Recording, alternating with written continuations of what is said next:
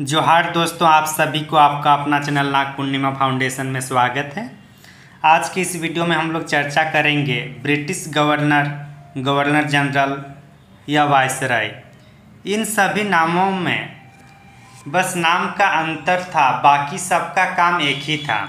जो भारत में जो ईस्ट इंडिया कंपनी शासन चला रहा था उसका हेड था। जब ईस्ट इंडिया कंपनी के बाद भारत का शासन या बागडोर जब इंग्लैंड के ब्रिटिश सरकार के पास चली गई, तब इसका नामकरण कुछ अलग देखने को मिलता है। और जब 1857 का विद्रोह होता है और उसके बाद का नामकरण फिर वायसराय होता है, तो कहीं ना कहीं इनके नाम में बस फेरबदल हुआ है, बाकी सब काम एक ही था। तो चलिए हम लोग शुरुआत करते हैं ब्रिटिश गवर्नर जनरल और वायसराय के टॉपिक। ये किसी भी परीक्षा के दृष्टिकोण से महत्वपूर्ण टॉपिक हो जाता है और यहाँ से अमूमन 1-2 क्वेश्चन देखने को मिल ही जाता है। तो चलिए शुरू करते हैं हम लोग। बंगाल के गवर्नर, चूँकि 1600 से लेकर जो कंपनी का शासन चल रहा था वो हम लोग का 1757 में जाकर एक्चुअली में वो लोग के हाथ में, मतलब अंग्रेज़ों के हाथ में भारत की शासन व्यवस्था इनडायरेक्टली रूप से आ गया है। तो उसी टाइम से भारत की जो नेतृत्व कर रहे थे, जो लीड कर रहे थे यहाँ के कंपनी के द्वारा, तो उस कंपनी के द्वारा जो नियुक्त किया जाता था उसी को बंगाल के गवर्नर कहा गया। तो बंगाल के गवर्नर किसको कहा गया समझ में आ गया। तो प्रथम बंगाल के प्रथम गवर्नर जो थे वो थे क्लाइव। कौन थे? लॉर्ड क्लाइव थे। कौन? Lord Clive. इनका 2 कालखंड था। जब प्लासी का युद्ध होता है 1757, 20 जून 1757 को, 20 जून 1757 से लेकर 1757 से लेकर 1760 तक था। दूसरा, जब बक्सर युद्ध के टाइम जब संधि करने के लिए बात हुई तो संधि के टाइम दोबारा रॉबर्ट क्लाइव को बुलाया गया था। तो इस तरीके से इनका 2 बार गवर्नर जनरल का पद देखने को मिलता है बंगाल के गवर्नर जनरल में। इसके टाइम अवध के नवाब सिराजुद्दौला था तथा मुगल सम्राट शाह आलम द्वितीय के साथ 1765 में मतलब इलाहाबाद की संधि हुई थी। तो इलाहाबाद की संधि बंगाल में द्वैत शासन की शुरुआत इसी के टाइम हुआ था। श्वेत विद्रोह भी इसी के टाइम हुआ था और कर्मचारियों पर उपहार द्वारा लेने पर प्रतिबंध इसी के टाइम आया था और सोसाइटी फॉर ट्रेड की स्थापना। तो ये सब कालखंड इन्हीं के कालखंड में होता है। लेकिन जब इलाहाबाद की संधि दिखा जाए तो ये सेकेंड टर्म में इसका हुआ है, मतलब 1765 के टाइम में इलाहाबाद की संधि हुई थी। तो इसके लिए इतना ही इम्पोर्टेंट है। आगे देखते हैं हम लोग हालवेल की घटना। आप लोग जो ब्लैक होल की घटना जो नाम सुने हैं, उनका जो लेखक जो उस घटना को बताया वो इन्हीं व्यक्ति थे, जो बंगाल के द्वितीय गवर्नर जनरल थे हालवेल। उसी ने बोला था कि एक कमरे में लगभग 163 या 147 आदमी को मतलब घुसा दिया था और उसके बाद वहाँ से 43 आदमी या 23 आदमी ही बच के निकले। यह एक काल्पनिक घटनाएं थी, इसमें वास्तविकता कुछ नहीं था। तो ये हालवेल क्लाइव के बाद बंगाल का स्थानांतरण करता है और ब्लैक होल की घटना इसी ने किया है। तो ये क्वेश्चन पूछा जाए कि ब्लैक होल की घटना कौन से बंगाल के गवर्नर जनरल के सामने हुआ था, तो हालवेल, और इसका लेखक भी यही है। नेक्स्ट, बक्सर के युद्ध के टाइम जो बंगाल के गवर्नर जनरल थे वो था विंस्टन। कौन? विंस्टन। बक्सर के युद्ध। लेकिन बक्सर के युद्ध के बाद जब 1765 में जब संधि होती है इलाहाबाद की संधि में, तब दोबारा रॉबर्ट क्लाइव को बुलाया जाता है। तो अगर पूछा जाए कि जब बक्सर का युद्ध शुरू हुआ तो बंगाल के गवर्नर जनरल कौन थे, तब होगा विंस्टन। लेकिन अगर पूछा जाए कि बक्सर के युद्ध के बाद जब इलाहाबाद की संधि होती है तब होगा रॉबर्ट क्लाइव। तो इसलिए इसको ध्यान रखने वाली बात है यहाँ पे। आगे चलते फिर वरलेस्ट। द्वैत शासन के समय यह बंगाल का गवर्नर जनरल था। द्वैत शासन एक्चुअली कब से कब चला है कभी कभी पूछता है। तो 1765 मतलब इलाहाबाद की संधि के से साथ ही 1773 रेगुलेटिंग एक्ट के तहत, मतलब इलाहाबाद की संधि से लेकर रेगुलेटिंग एक्ट के तहत जो शासन व्यवस्था चला बंगाल में, उसी को बंगाल का द्वैत शासन भी कहा जाता है। द्वैत शासन बंगाल का। समझ में आ गया। आगे चलते फिर वेरलिस्ट के बारे में देखते हैं। इसमें इतना ही है। तो जैसे रेगुलेटिंग एक्ट, अच्छा कार्टियर एक है, इसको थोड़ा देख लेते हैं। कार्टियर और वारेन हेस्टिंग्स दोनों देखने को मिलेगा। तो इसके समय में बंगाल में द्वैत शासन जारी रहा। द्वैत शासन कब तक जारी रहेगा? 1773 तक। जाहिर सी बात है। बंगाल में आधुनिक भारत का प्रथम अकाल अगर देखा जाए तो हम लोग का 1770 में पड़ता है। कब? 1770 में बंगाल में भारत का प्रथम अकाल, आधुनिक भारत का प्रथम अकाल कब पड़ता है? बंगाल में। कब? 1770। और उस टाइम कौन थे गवर्नर जनरल? बंगाल के गवर्नर जनरल कौन थे? बंगाल के गवर्नर कार्टियर थे। कौन? कार्टियर। बंगाल के गवर्नर कौन थे? कार्टियर। उसके बाद वारेन हेस्टिंग्स बंगाल के गवर्नर बनते हैं। कौन? वारेन हेस्टिंग्स उसके बाद बंगाल के गवर्नर बनते हैं 1772 से लेकर 1774। तो जैसे ही रेगुलेटिंग एक्ट के तहत जो है बंगाल के गवर्नर को गवर्नर जनरल ऑफ बंगाल कहा गया। तो इस तरीके से बंगाल का अंतिम गवर्नर कौन होगा? Warren Hastings. और प्रथम गवर्नर जनरल ऑफ बंगाल वो भी कौन होगा? Warren Hastings. क्योंकि इसी के कालखंड में जो नाम है वो नाम चेंज हुआ है। तो जब चेंज हुआ तो ये अंतिम भी होगा बंगाल के गवर्नर, और प्रथम बंगाल के गवर्नर का अंतिम होगा वारेन हेस्टिंग्स, और प्रथम गवर्नर जनरल ऑफ बंगाल भी होगा। वही लिखा हुआ है बंगाल का अंतिम गवर्नर। तथा इसने बंगाल में द्वैत शासन को समाप्त कर दिया। द्वैत शासन को समाप्त कैसे किया? क्योंकि अब द्वैत शासन न होकर अब कंपनी के शासन शुरू हो जाता है। तो इसलिए इसमें नेक्स्ट पॉइंट हम लोग का बंगाल के गवर्नर जनरल या गवर्नर जनरल ऑफ बंगाल। ठीक। इनकी जो टाइम पीरियड देखा जाए तो टेन्योर इनका होगा 1774 से लेकर 1785 तक। तो इसके कालखंड में क्या क्या घटनाएं घटित हुई थी उसको जानना जरूरी है, परीक्षा के दृष्टिकोण से इम्पोर्टेंट है। रेगुलेटिंग एक्ट, ये सबको पता है कि रेगुलेटिंग एक्ट 1773 में आया है, लेकिन इस किसके टाइम आया है तो वो भी जानना जरूरी है। तो कौन है? वारेन हेस्टिंग्स के टाइम। इसके तहत बंगाल के गवर्नर को गवर्नर जनरल ऑफ बंगाल कहा गया। इसके तहत, और ये इस टाइप से क्या होगा? प्रथम गवर्नर जनरल ऑफ बंगाल भी होगा। प्रथम आंग्ल मराठा युद्ध 1775 से लेकर 82 तक इसके टाइम पीरियड में हुआ। द्वितीय आंग्लो मैसूर युद्ध इसके टाइम पे हुआ। द्वितीय आंग्लो मैसूर युद्ध का जो संधि हुआ था उसको मंगलोर की संधि कहा गया है। रेगुलेटिंग एक्ट के तहत कलकत्ता में उच्चतम न्यायालय की स्थापना। तो कलकत्ता में उच्चतम न्यायालय की स्थापना कब हुई है? 1774 में। नंद कुमार की गलत आरोप में फांसी 1775 में होता है। Pitt's India act 1784। Pitt's India कब होता है? 1784 में।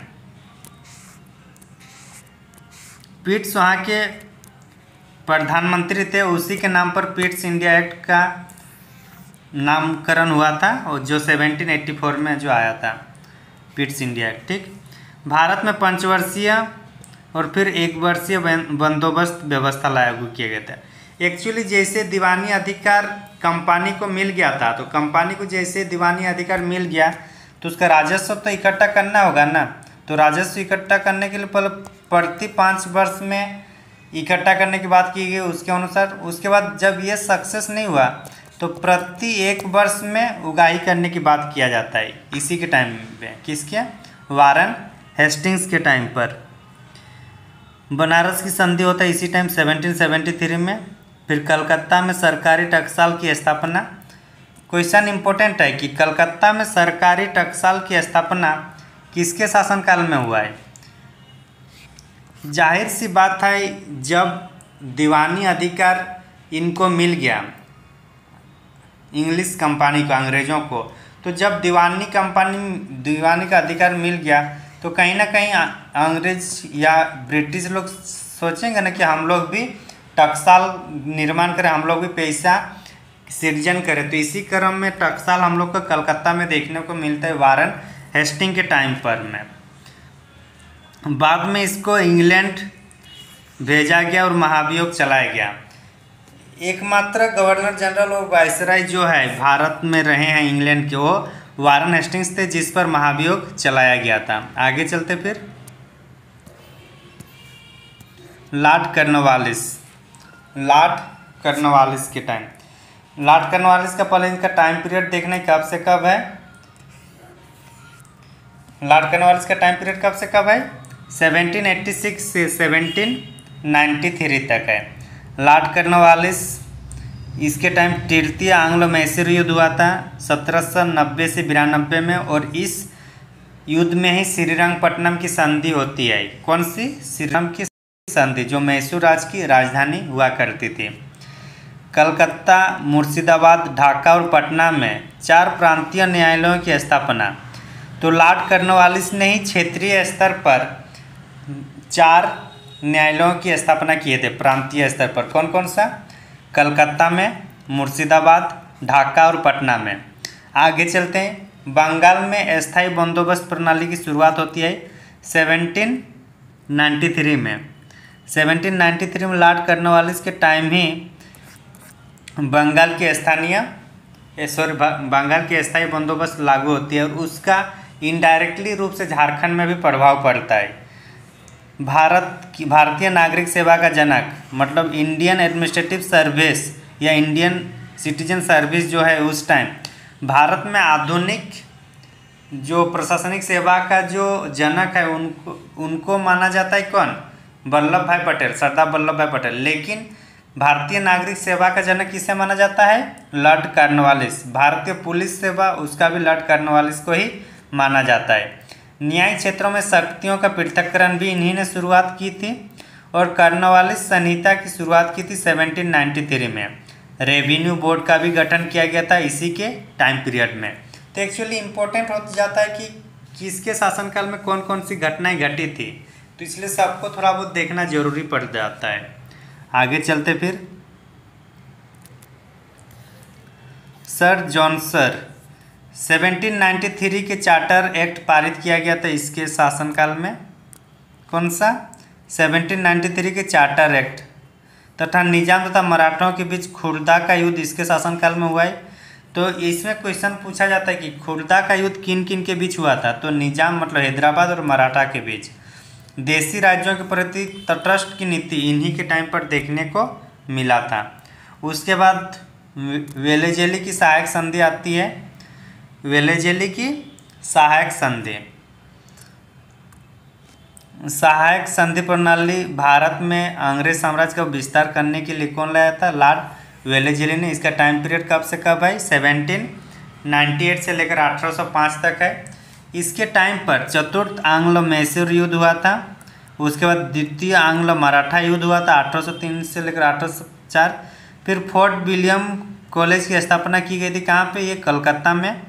फिर 31 दिसंबर 1802 को बाजीराव द्वितीय के साथ बेसिन की संधि होती है सहायक संधि के द्वारा। और सहायक संधि में सबसे पहले जो भारतीय राज्य को शामिल किया गया तो हैदराबाद था। कौन था? हैदराबाद। फिर उसके बाद मैसूर, फिर वजीर, फिर अवध, फिर मराठे, इस टाइप से थे। और इस टाइम जो नेपोलियन पूरे विश्व को जीतना चाह रहे थे, और उसी टाइम भारत में वेलेजेली उसके जो संरक्षण करने में लगे थे अपने साम्राज्य को। अच्छा, इसमें कुछ चीज़ें छुट्टी हुई है, उसको देखते हैं। जैसे कि हम आपस एक याद रख लीजिएगा, ये ट्रिक है, ये कहीं आपको नहीं मिलेगा, ये अपना ट्रिक है। और अपना ट्रिक है इसलिए बता रहा हूँ, दूसरों का ट्रिक होता तो क्या बताते हैं। ह से हैदराबाद, मैसूर, अवध, प से पेशवा और स से सिंधिया के पहले भोंसले। तो ये सब क्या? ये सब सहायक संधि के तहत शामिल किया गया था। और ये सब कौन किए थे? सहायक संधि कौन किए थे? ये सब जितना भी सब वेलेजेली का काम है। आगे चलते हैं। सर जॉर्ज बल, इसमें सिपाही विद्रोह था 1806 में। कहाँ पे? वेल्लोर में। ज़्यादा इंपॉर्टेंट नहीं है, फिर भी चूँकि क्रम वाइज है इसको जानना जरूरी है, इसलिए सर जॉर्ज जुवाल को देख लीजिएगा। वेल्लोर में सिपाही विद्रोह हुआ था। कहाँ पे? वेल्लोर में। आगे लॉर्ड मिंटो प्रथम। कौन? लॉर्ड मिंटो प्रथम। इसके टाइम महाराजा रणजीत सिंह के साथ अमृतसर की संधि होती है। लॉर्ड मिंटो, तो लॉर्ड मिंटो और महाराजा रणजीत सिंह के साथ संधि होती है कब? 1809 में। और जैसे ही अमृतसर में जैसे मतलब इनकी मृत्यु होती है 1839 में, जैसे मृत्यु होती है किसकी? महाराज रणजीत सिंह। तो उसके बाद फिर अंग्रेजों ने अपना जो आदत है कि छीनना झपटना शुरू कर देता है। लेकिन इसके जब तक ये जिंदा रहे रणजीत सिंह, तब तक ऊंची आंख में देखे तक भी नहीं। किसको?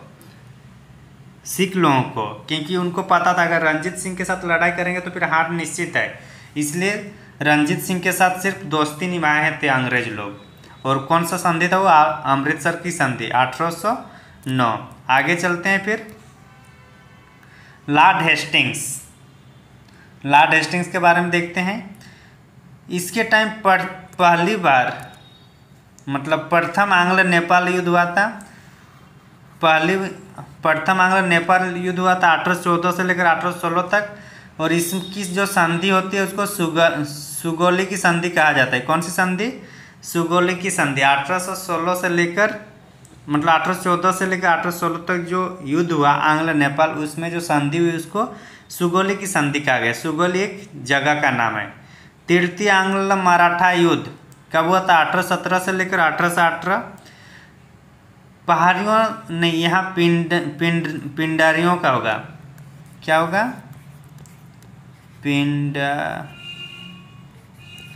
पिंडारिया एक्चुअली अवैतनिक सैनिक हुआ करते थे मराठे के अवैतनिक सैनिक को क्या कहते थे? पिंडारी। और ये लोग का दमन कौन किया था? लॉर्ड हेस्टिंग्स ने। बंगाल में काश्तकारी नियम 1822 में लगा। उसके बाद लॉर्ड एमहर्स्ट। प्रथम आंग्ल बर्मा युद्ध। प्रथम आंग्ल बर्मा युद्ध किसके टाइम काल में हुआ है? Lord Amherst. बरकपुर में सावनी छेमनी में विद्रोह होता है। बरकपुर के जो सैनिक छावनी उसमें भी विद्रोह होता है इसी के टाइम 1824 में, लॉर्ड एमहर्स्ट के टाइम। तो इतना जो हम लोग देखे थे, इतना सब क्या था हम लोग का? बंगाल के पहले हम लोग देखे थे बंगाल के गवर्नर रॉबर्ट क्लाइव के साथ। लेकिन जैसे 1773 के रेगुलेटिंग एक्ट आता है तो इसके बाद यहाँ के बंगाल के गवर्नर तो जो थे वो गवर्नर जनरल ऑफ बंगाल हो गया था 1773 के बाद। लेकिन यही चीज़ 1833 के बाद इसका फिर चेंज नाम हो जाकर गवर्नर जनरल ऑफ इंडिया हो जाएगा। गवर्नर जनरल ऑफ इंडिया कब से होगा? 1835 से, सॉरी 1833 से होता है, ठीक है ना। 1833 से इसका नामकरण चेंज होता है। तो इस टाइप से अंतिम 1833 का मतलब क्या हो रहा है देखिए तो थोड़ा इसमें। ये 1828 से लेकर 1835 है, तो इसी बीच हम लोग का क्या होगा? 1833। तो 1833 तक ये भी है, तो क्या होगा? लॉर्ड विलियम बेंटिक बंगाल के गवर्नर जनरल ऑफ बंगाल का अंतिम है। अंतिम मतलब बंगाल के गवर्नर जनरल, अंतिम बंगाल गवर्नर जनरल कौन होगा? Lord William Bentinck. और भारत के प्रथम गवर्नर जनरल भी कौन होगा? लॉर्ड विलियम बेंटिक, क्योंकि इसी के शासनकाल में नाम का चेंजिंग हुआ है। जैसे कि हम लोग पहले चर्चा किए थे, इसमें सिर्फ नाम का चेंज हुआ है, बाकी काम एक ही रहता है, ठीक है ना। इसको थोड़ा देख लेते हैं, उसके बाद नेक्स्ट पार्ट में हम लोग बाकी को चर्चा करेंगे। तो इसको थोड़ा देख लेते हैं, कुछ जो है ये इतना ही रहने देते हैं इसमें। अच्छा, आगे जो है उसको बाद में हम लोग देख लेंगे। इसको इस वीडियो को इतना ही रखते हैं। सेकेंड पार्ट आ जाएगा 1-2 दिन में। तब अगर आप लोग नए हैं हमारे चैनल में तो ज़रूर चैनल को सब्सक्राइब कर लीजिएगा। और कुछ अगर इन डाउट है तो ज़रूर कमेंट करके बताइएगा, उस पर भी हम लोग डाउट को क्लियर करेंगे। और आप अगर हमारे चैनल में नए हैं और कंटेंट में क्वालिटी लग रहा है तो बाकी अपने फ्रेंड सर्कल को भी चैनल को शेयर कर दीजिएगा। Thank you for watching. धन्यवाद।